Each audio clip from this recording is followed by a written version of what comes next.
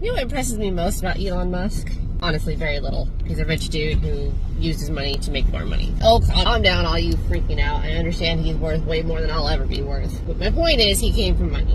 And I find it much more interesting and amazing to follow the truck driver, the ER nurse, said screw this, started from scratch, and built their company up from nothing. Which is why I want to talk about this.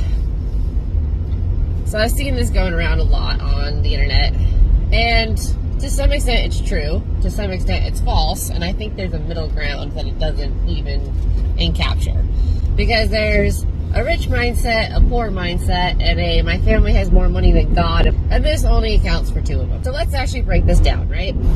You give a rich person $600, they'll 10 times it over the course of a year, blah, blah, blah. Yeah, we know this. The reason they can do that is because they have the money to cover their necessities, plus fund money, plus investing money, plus blah, blah, blah. The poor person, which in this case is basically the middle class, because let's face it, most of the American middle class is living paycheck to paycheck, will spend that $600. Yeah, because they need food, they need housing, they have necessities that they need to spend it on.